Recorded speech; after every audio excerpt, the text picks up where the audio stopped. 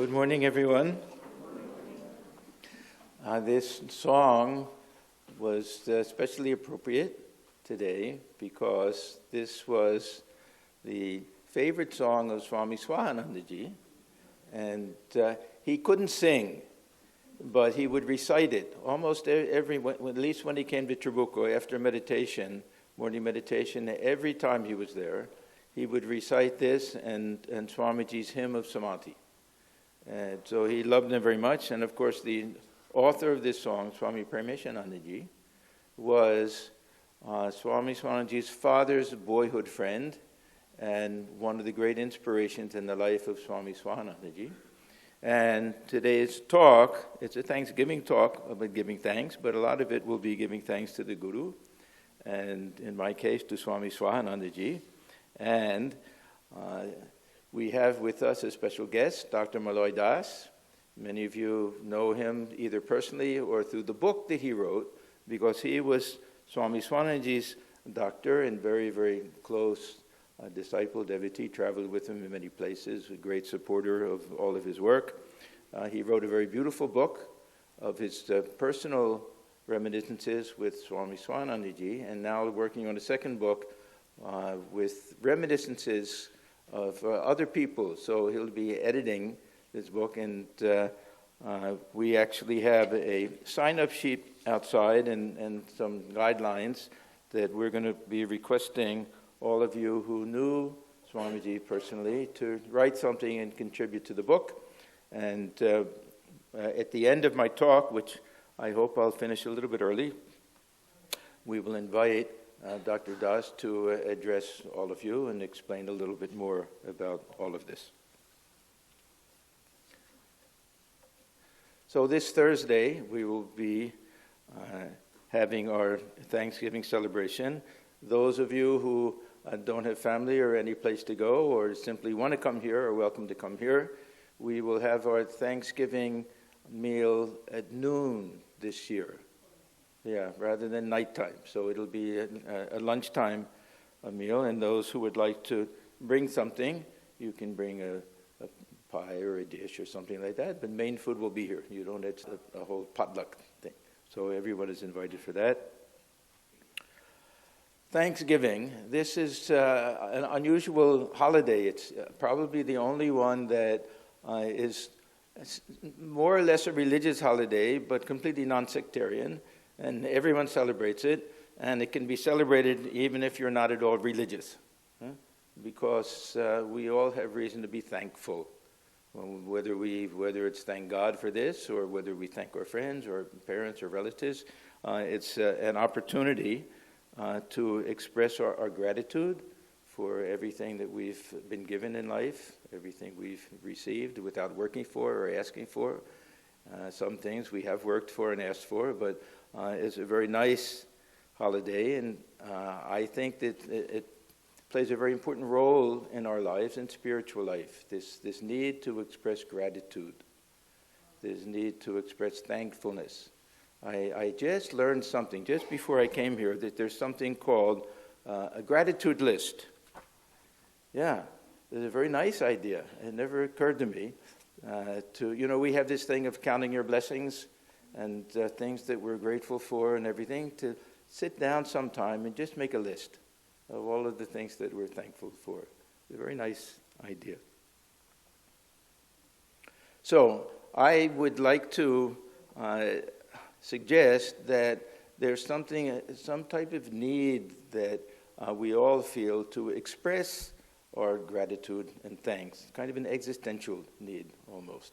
And if we look at many of the ancient traditions, the early seeds of religion came from this idea that we've received so much from nature and from ancestors and everything, that we have some type of obligation or duty to give back. But more than obligation or duty, we have a desire that it'll fulfill us somehow if we can repay this debt. So there's something within the heart, I think, of all of us that can get fulfilled with this practice. And it shouldn't be once a year, Thanksgiving. We can try to cultivate this attitude throughout the year. And it can become a spiritual practice, this idea of thankfulness. So we see it with many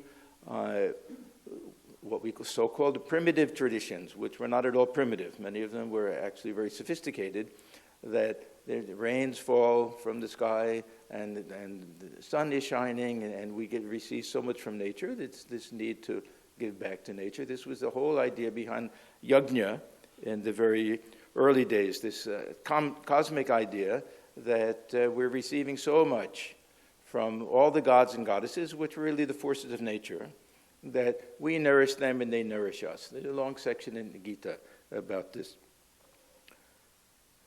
We find that there's a tradition also of offering 5 different types of yajna. This is sometimes called the Mahayajna or the Pancha Virina doctrine, that we owe a debt to the rishis, to the ancestors, to the gods and the goddesses, to guests, and to all living beings. So we have our way of giving back directly and indirectly. This is a very nice idea. If we have a debt to our parents for raising us and for taking care of us when we were helpless infants, we repay that debt not only by looking after our parents, but by doing the same thing for our own children. To repay the debt to teachers, not only do we honor them, but we try to pass on that knowledge. So in each instance, we see that there are different ways to give back. We give back to the earth. We have to be respectful of the earth. We receive so much from it. So it's a very nice idea that these things that we're doing, we give something in charity to someone else. It's not charity. That this is our way of expressing gratefulness for what people have done for us. So there's no idea at all that we should feel proud or that we should feel the duty and obligation. It should be a privilege. We should feel the privilege to be able to do whatever little we can do as our way of expressing gratitude and thankfulness. There's the Gita is very strong with this idea that those who don't do this, those who simply lead a selfish life, always receiving, they're eating sin, they're stealing, they're like thieves. So this is part of this cosmic wheel. This dharma is kept alive through this process of receiving and giving. We have to do both of these things. Now, what are the things that we should be grateful for? If we think about our list, our gratitude list, we have on the one side material things, and on the other side spiritual things. Should we only be grateful for the spiritual things? No, we can feel gratitude for everything. That whatever we've been given in this life, whatever things we've earned, whatever material possessions we have, whatever success we've had in our field, or in our careers, family life, we should feel tremendous gratitude for all of that. So this is on the one side. Of course, we look at the spiritual side as being even more important. So from that side, we should feel this gratitude for all of the little instances of grace that have come to us, for a holy company, for we stumble upon some book that inspires us, all different things that will happen, for having the center here, having all the devotees here and everything. These are all things that we can be grateful for.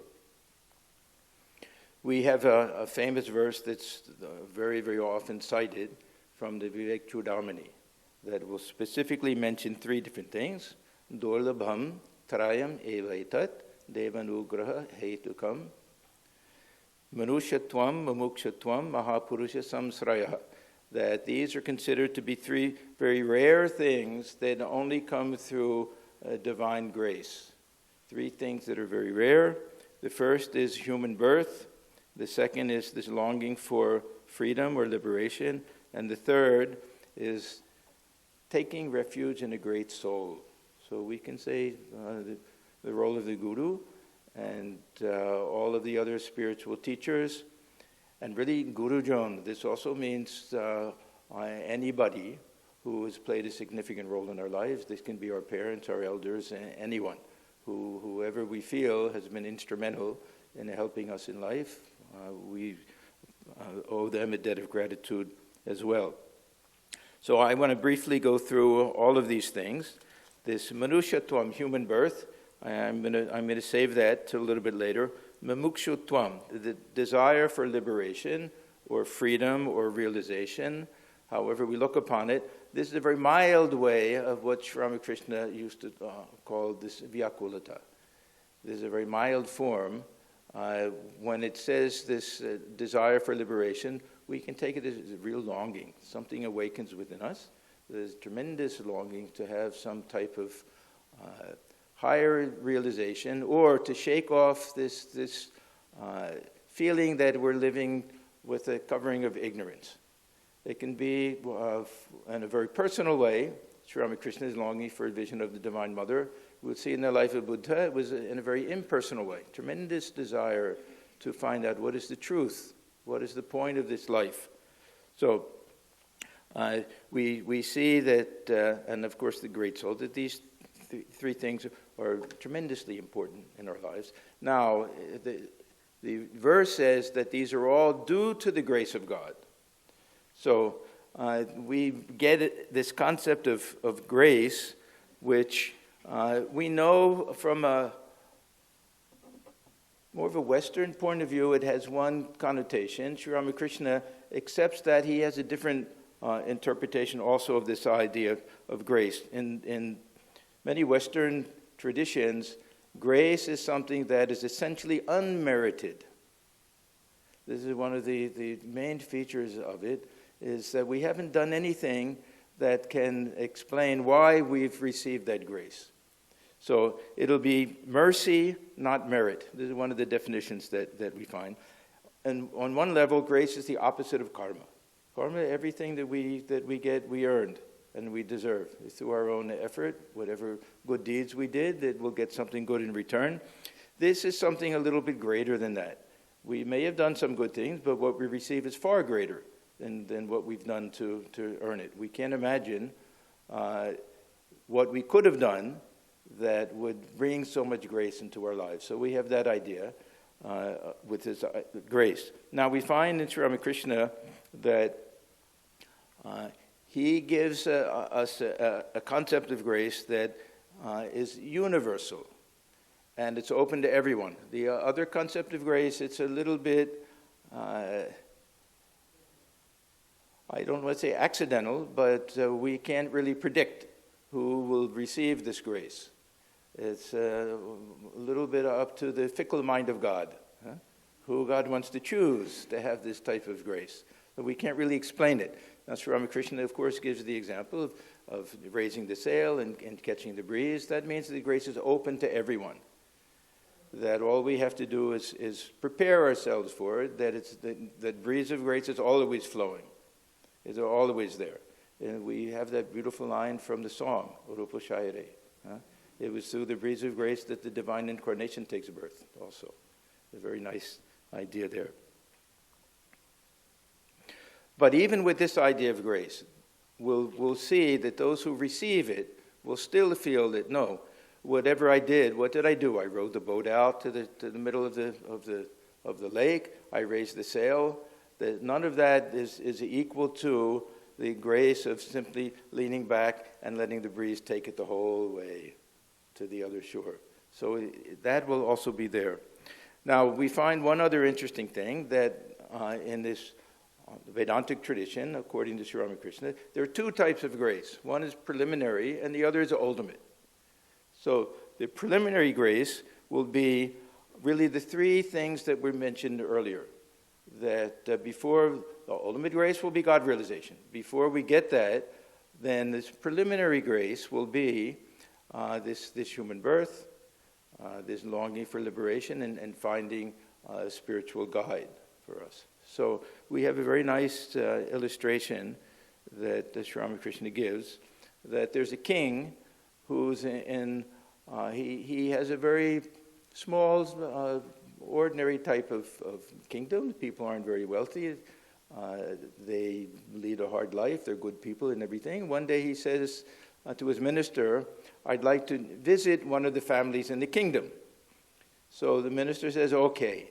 Then we'll pick out one family. So they decide one family. And then he says to the king, they'll be highly embarrassed. They won't be able to accept you if you come to their house, and if there's nothing to offer you, if the house is in disrepair, if they have no tea set, no this and no that. So let me go first and make arrangements. So the king says, okay. So the minister goes, and he tells the family that the king is going to come. So now this mamukshutvam comes. Then they think, this tremendous longing. The king will come, will enter into our house.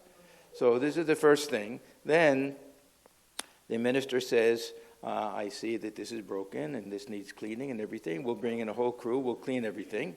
So the house is spick and span. So this purity of heart has to come first. Then he says, now we want to give you a nice table and a chair and a tea set and all of this so you can serve him nicely. You have to have all of these things. That means we have to have devotion and love and dispassion and discrimination, all of these spiritual qualities. So they have to come. This is all the initial type of grace. Once everything is done, then the king comes. And that's the ultimate grace. So what we're talking about now is that grace which precedes this ultimate grace, and through God's grace, we hope that we'll finally get that experience. But we'll find that even if the king doesn't come, now we have a beautiful house. It's spick and span. We have all the nice things in it. So even that is a tremendous blessing for us.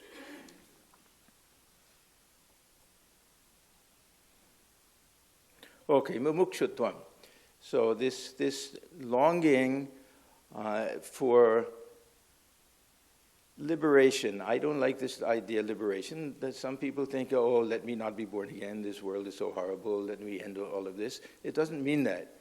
It means that there's something deep within the heart that says, no, there's more to life. There's something that, some purpose, there's some reason why we're striving for something. We may not know what it is. It may be a real devotional longing for some vision of God. It may be a highly impersonal idea, but it's something that becomes very, very strong. And unless we have that in spiritual life, we won't have any incentive. We won't have an incentive to do our spiritual practice. There'll be nothing pulling us away from the world, which is trying to trap us in all the enjoyments and pleasures and everything. So this has to be something that's quite strong. And it just comes upon us. That's why it's grace. It may be that we get some blows in the world. It may be some tragedy comes. It may be that we meet a holy person. But for some reason, it comes upon us. It's very interesting in the life of Buddha. We have all of these things. That he had to see that there is sickness, there is disease, there is death, there is old age, all of that. And he had to see a holy person. So we saw all of those. And at the same time, this tremendous yearning of the heart came to solve the secret of life. What is this life all about? Swami gives a very beautiful quote. This is from his lecture on Maya and freedom in his Jnana Yoga. He says, he alone can be religious who dares say, as the mighty Buddha once said under the bo tree, when this idea of practicality appeared before him, and he saw that it was nonsense, and yet could not find a way out, when the temptation came to him to give up his search after truth, to go back to the world and live the old life of fraud, calling things by wrong names, telling lies to oneself and to everybody. He, the giant, conquered it and said, death is better than a vegetating, ignorant life. It is better to die on the battlefield than to live a life of defeat. This is the basis of religion. When a person takes this stand, he is on the way to find the truth. He is on the way to God. That determination must be the first impulse towards becoming religious. This is mumukshutvam. So this came to Buddha. He had a beautiful young wife. He had a palace. He had absolutely everything that he could possibly want. And still, somehow this grace came to him in the form of these four visions that he had. And because of that, this tremendous longing came, tremendous desire to renounce, to give up everything. And of course, he left his kingdom, and through long years of hard practice, had that ultimate realization. We see that this grace can come in all different forms. We have the story of Vilamangal, that he fell in love with a prostitute. And it was the prostitute who said to him, "Look, you're so attached to me. If you had just a tiny bit of that attachment to God, you could realize God." That was enough. So he used to say, "I bow down to this Chintamani as my guru." So we see these things are very closely related. If we get this tremendous longing for God, then we find that the guru will come, that some teachers will come and we'll get some help for all of this. For most of us, it's not so dramatic as any of this. That somehow somebody tells us that there's a center here, that you can meet the Swami, why not read this book? Something will happen.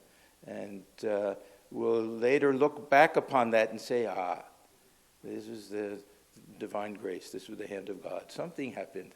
Why did it happen? I don't know. I walked into a bookstore in India many years ago. I could have picked any book. Somehow I picked the teachings of Swami Vivekananda. Who knows?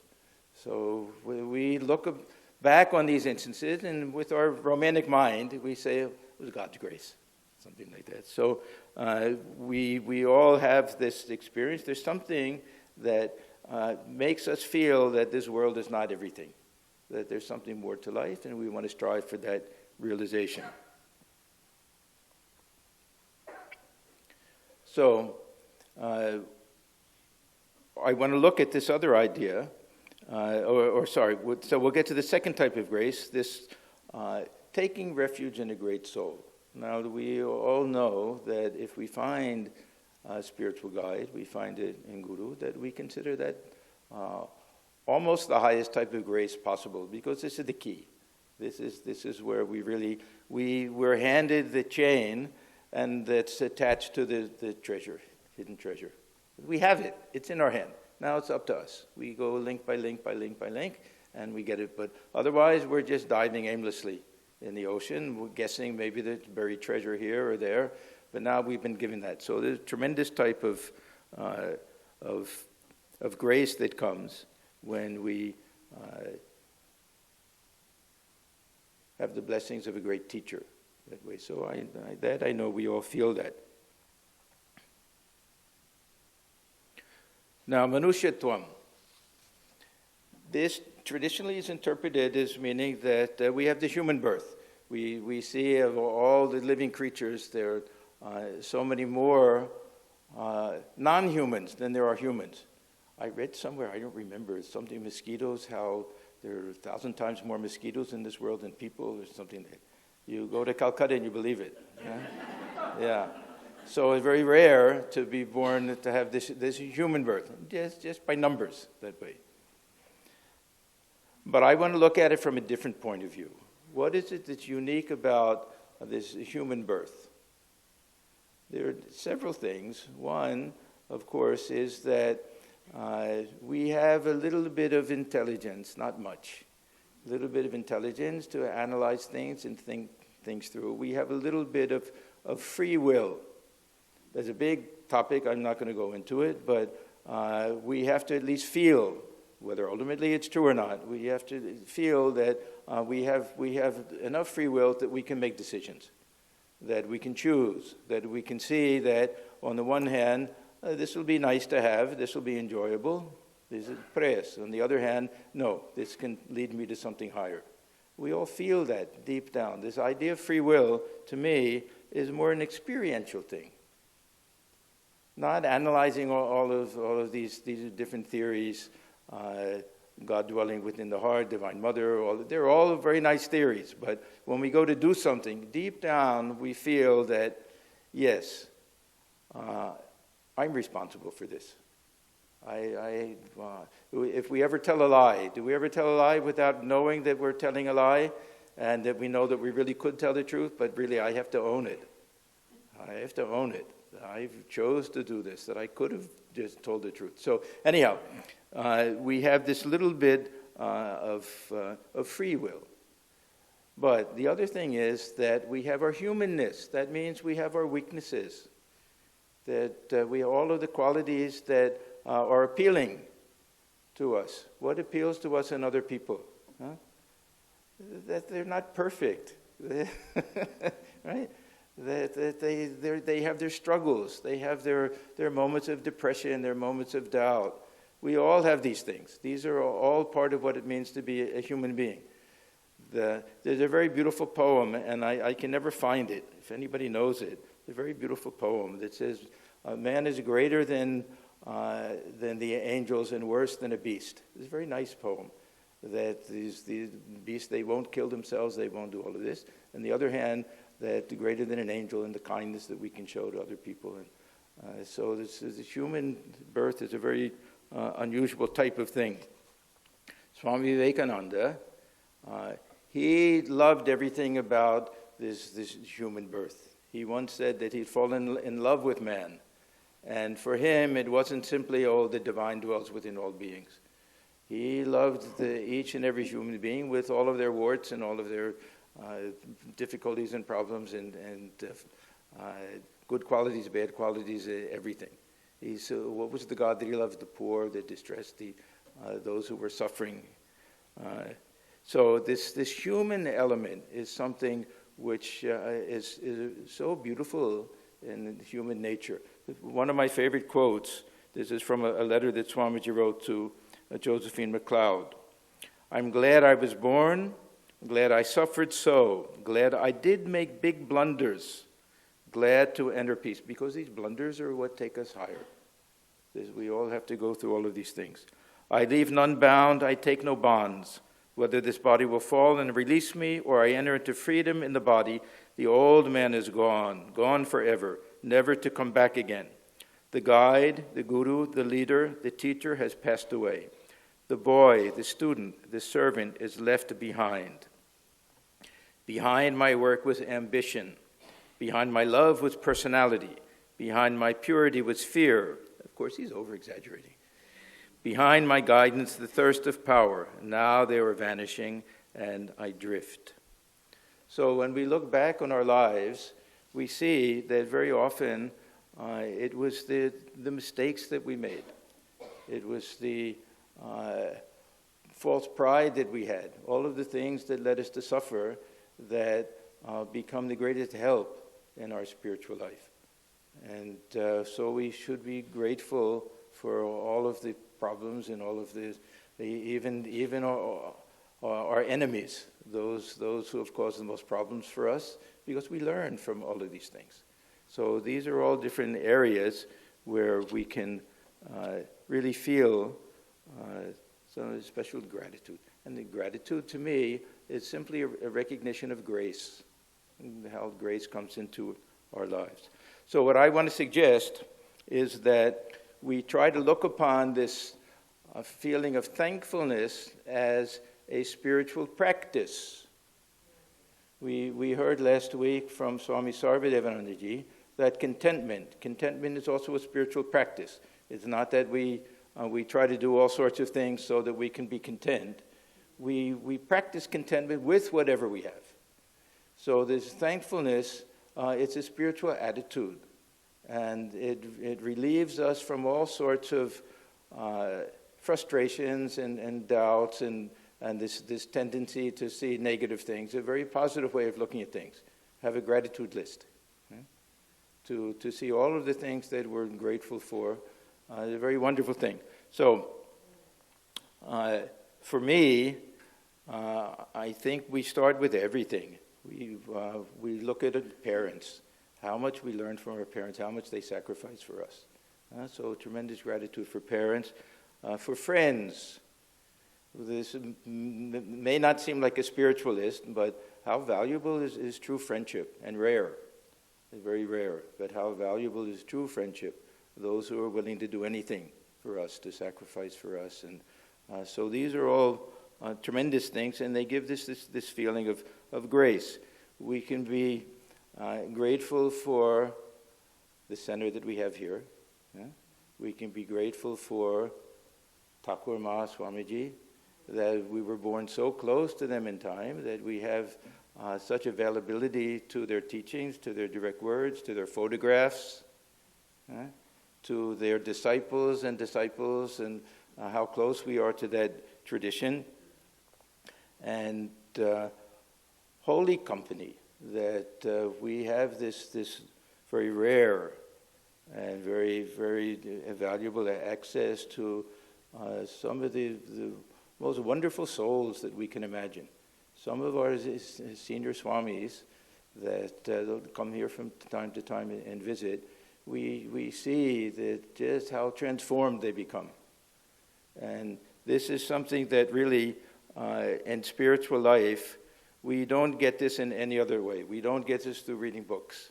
We don't get this through our own meditation. We don't get this through any intellectual type of thinking. There's a holy company. There's a reason why Sri Ramakrishna always points to holy company as the number one thing. That we get something direct. That this spirituality is something that is really directly passed on. Lighting one candle with another candle. We see before us a living example of a transformed life. And it doesn't have to be a God-realized soul. These are God-realized souls. First of all, we can't judge. We don't know who has the ultimate experience and who doesn't. But if we see that transformation, if we see the purity of that life, if we see the love and compassion and selflessness, then this convinces us of several things. One, that it can be done, that this is possible. Two, that it's a joyful life. Sometimes we think that we have to go through tremendous sacrifice and suffering to have some higher type of realization. We see that no, the more we do spiritual practice, the more we progress in spiritual life, the more joyful it becomes. So we see this directly, that we see that a life based on a high spiritual ideal is the most joyful type of life, that the unselfish life is the best type of life. We see all of this directly. This is our inspiration, and this is the reason why this holy company and the company of these great souls is so very, very important. And we see how these great souls, the ability they have to love everyone without any preconditions. Our love always has a little bit of a tinge of selfishness to it, and ego that prevents us from freely loving. When they're free from that, from this ego, from this selfishness, then we see that love, it just flows. So this is really, to me, the highest type of grace, the grace of the Guru, the grace of these great holy people, the grace of Thakur Ma Swamiji, all of the direct disciples. This is what tells us that, yes, it's real, it's true, it can be accomplished, and if we accomplish it, then our lives will be blessed. So, this is my spiel for today. I wish all of you a very happy Thanksgiving. I hope that some of you will be able to come and join us. And I want to leave a little extra time and invite Dr. Das to come and to address all of us. I've known him for many years. He's a very sincere, dedicated person. And we're so grateful for all of the service he did for Swami Swahanandaji. So I will invite Dr. Das to come, please.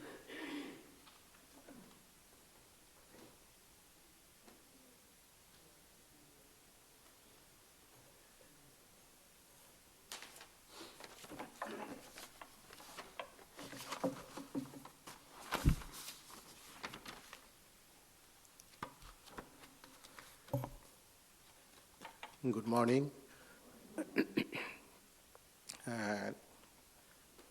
And thank you to our Swami Atmajnanananda and the Swami Brahmarupanandaji and the other monks and Swami Swaminandaji's devotees, friends, that it's really a privilege. I'm blessed to be here on this platform to speak about something, about a very special man, a special soul, not just for me, for many, many people. And I was supposed to be here 2.5 years ago, but things happened after releasing the book. Personal level, I couldn't make it, but finally I'm glad that I made it. The whole idea of the book that is the man that we are going to talk. He was a young boy first. He was less than 15 years old when he used to commit to the mission in his hometown, and he was connected with some of the direct disciples at the Belur Math. And then when he was 14 and a half, he used to communicate with Swami Atmajnanananda, and he wanted to be initiated from him. But it was a February 6th, 1938, 1936, it was the last letter that he received, and he says, Vipad Bhanjan, keep studying and think about the Thakur. And the last word he said, love God with all you have, and whatever good for you will come automatically to your life. And he took that vow, and he struggled all throughout life. I'm going a little bit backwards, then I'll come forwards, because I can't resist that word, because the first book belongs to that. And then, like Swami Vivekananda picked up one idea and keep on with that ideas. And he struggled that ideas. He had some good days, bad days. When he was doing the second master's in Calcutta University, he has some bacillary dysentery, very bad.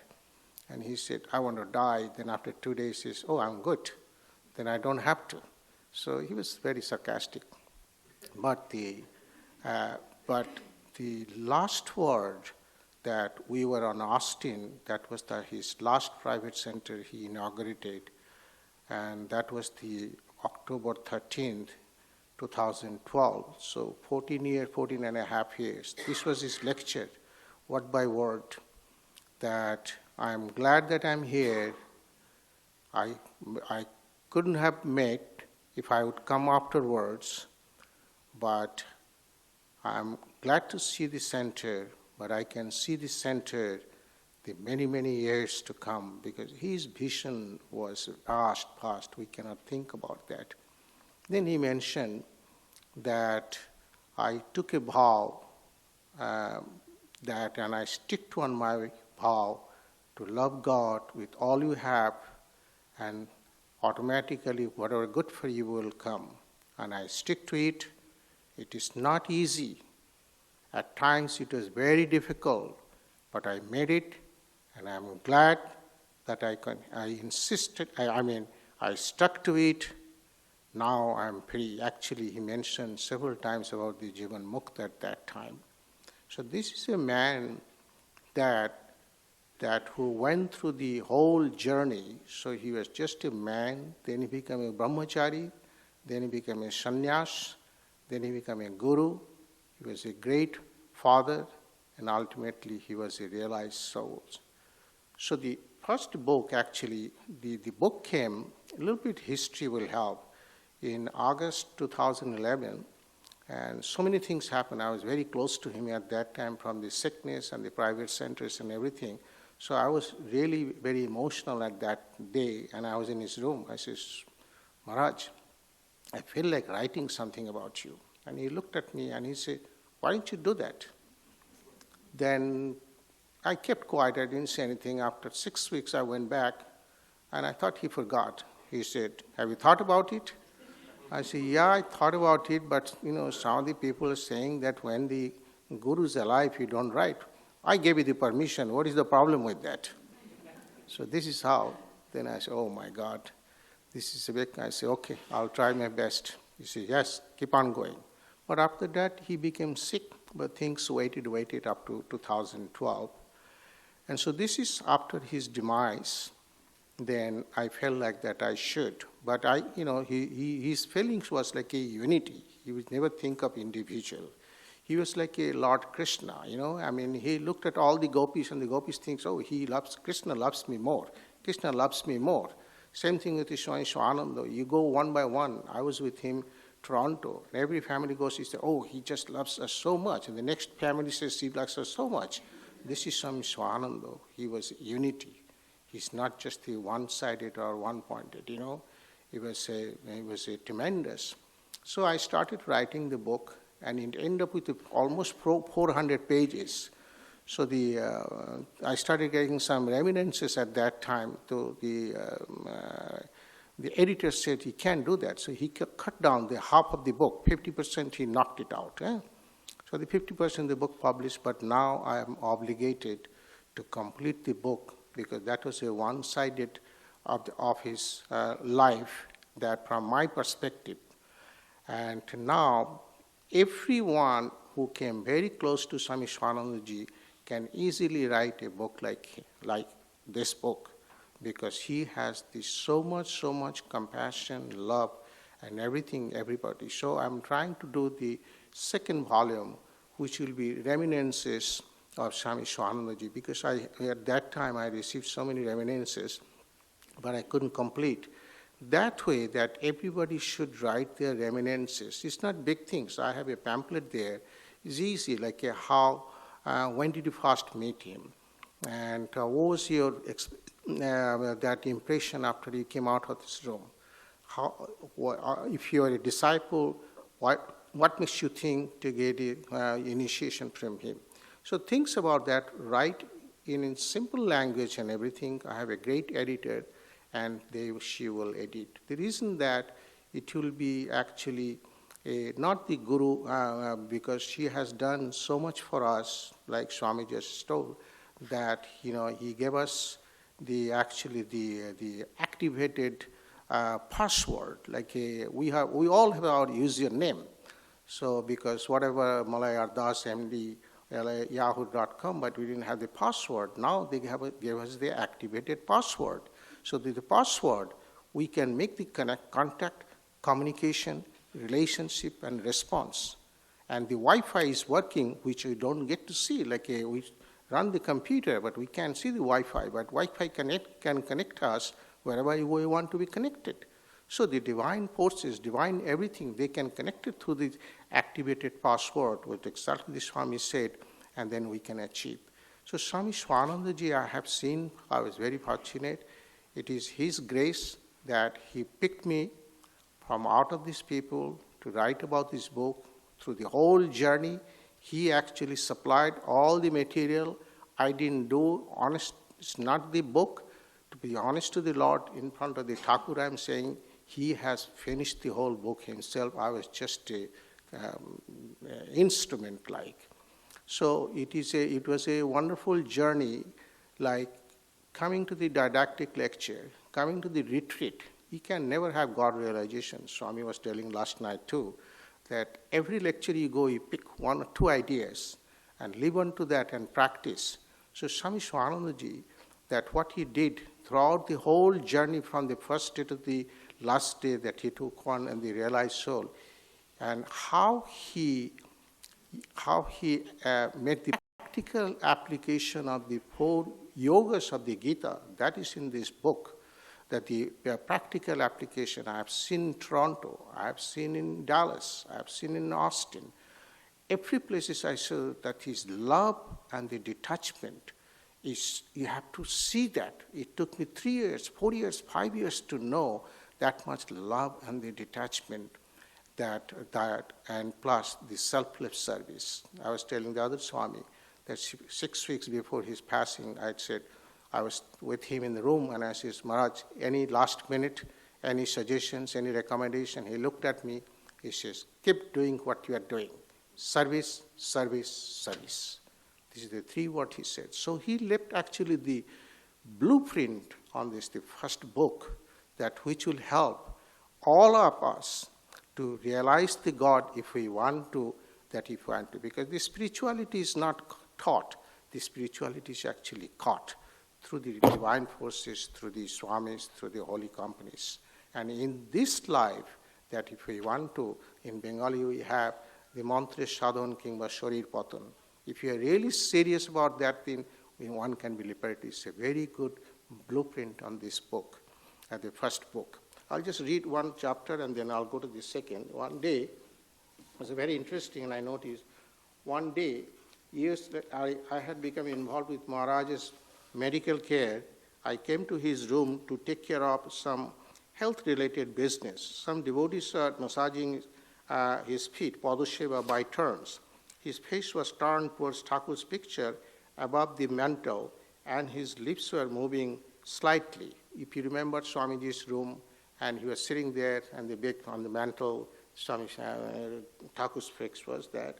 I wondered if he was praying to the Thakur for the devotees or repeating his mantra.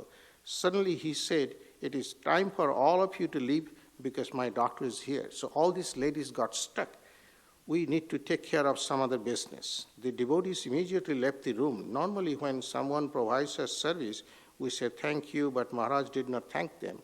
As I reflected on this, I wondered if perhaps he did not thank them because he did not receive himself as receiving the service so much, direct to the service to the Thakur through them. So he didn't that. So I shared this story during the 11-day retreat in Hollywood 2009. Various devotees were asked to share stories about Swami Shivanandaji. After the event, some of us were gathered in the Maharaj's room. Someone asked him what he thought of my analysis. Maharaj laughed and simply said, "Jai Thakur." So then I was relieved because I thought he would be scolding me.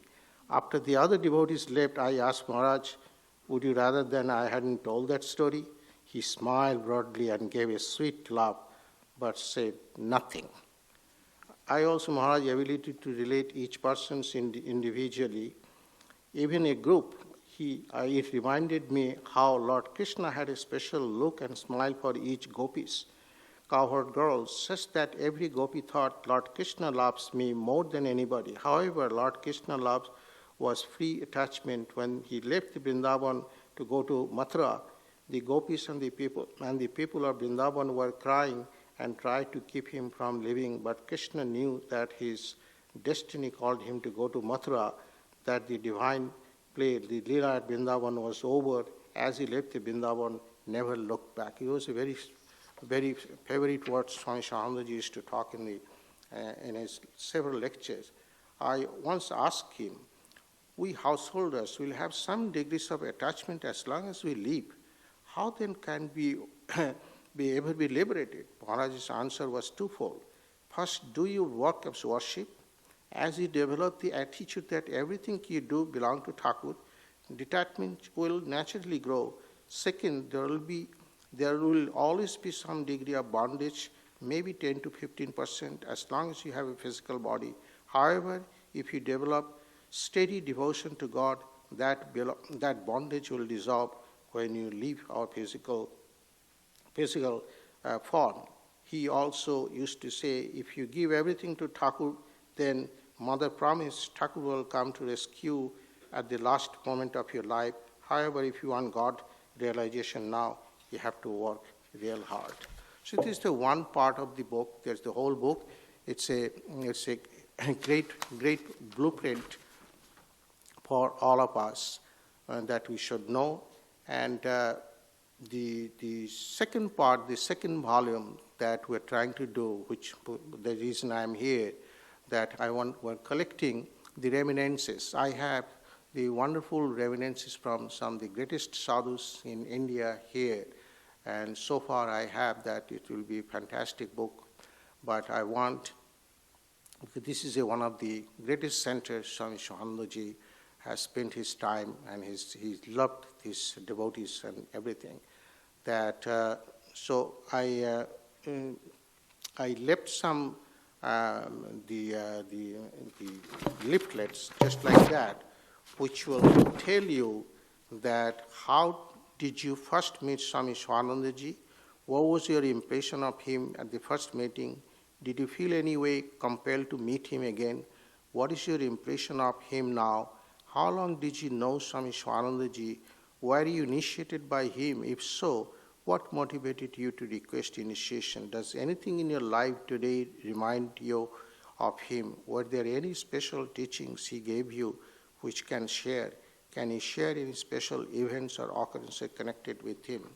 So any small and big letters would be very much appreciated, and also that if you have received any postcard, any letters, any special pictures, I have several from New Delhi, from London, and they're just wonderful, and that will come into the book. So it will be the reminiscences of the book. some other things. Our Swamiji is going to write from Bengali book to the English conversion, and it will be there, his personal contact with Atmajnanananda ji and Kali Maharaj and Premesh Maharaj. So that book could be, we're planning, we don't know that how that's going to be end up. But I request personally that all the devotees and the disciples that who met Swami Shivananda ji, I think this is something that like a Thanksgiving time. It's the giving him thanks, but his vastness. We all have to complete our duties, homage, and love with the highest love and shraddha, and that is the Guru Seva, and I call Guru Dakshina. The good thing that the Guru never takes anything, it will come back to you by 200%. Because we leave the body sooner or later, but this book will remain time eternal, time eternal. So I don't want to take too much time. It's okay, Maharaj. I don't want to take too much time, so I request that we can start our Atmajnanananda ji, that she will be there, and I spoke to Mrs. Shukla Chakraborty, and she will be in charge of collecting everything. We put a deadline, temporary deadline on 31st December 2019, but if you extend a little bit, it will be fine.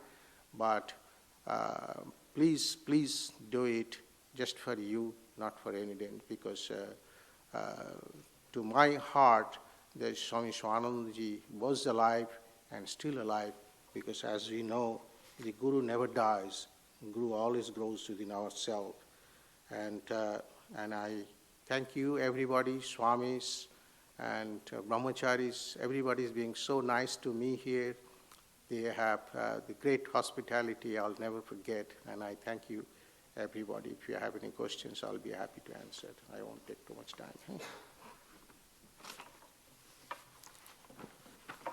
Any questions? We'll all go in the basement Oh. also afterwards for some refreshments, so we can talk to them. Sure, I think that way.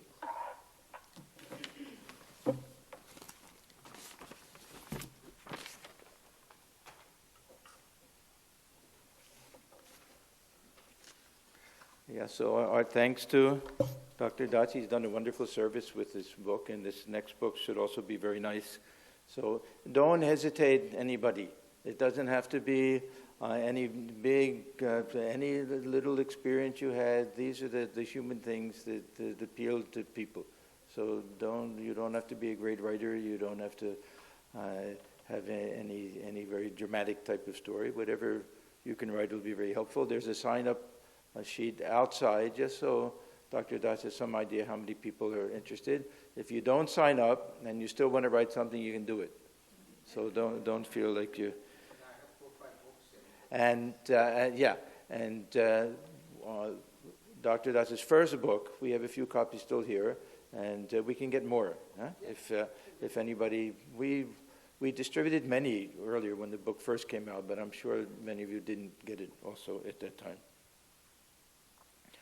Just a couple of announcements. Next Sunday, we're having a meditation day retreat.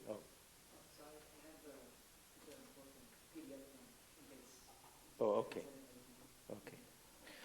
We have a meditation retreat, and we need some volunteers to make some sandwiches and salads and desserts and things. So there's a sign-up sheet outside. Please sign up for that. And of course, it'll be a busy month. We'll have our Holy Mother Puja on the 22nd and the 21st. I hope Didi will be okay. We'll do the chanting of the 108 names of Holy Mother for that. And then, of course, our Christmas Eve program and our New Year's Eve program and our Kalpataru Day puja. So we'll have a lot of things coming up. So we invite everyone to join us now in the basement. You can talk to Dr. Das if you like and get a little more information about the book. And we thank you all for coming, and I'll give a closing chant. Om Asado Ma Sadgamaya Tamaso Ma Jyotirgamaya Mrityorma Amritam Gamaya Avirmaeti Rudrayate Dakshanam Mukham Tena Mam Pahi Nityam. Om Shanti Shanti Shanti Harihi Om Tat Sat. Lead us from the unreal to the real. Lead us from darkness to light. Lead us from death to immortality. Light us through and through, O Lord, and protect us evermore with thy compassionate face. Om, peace, peace, peace be unto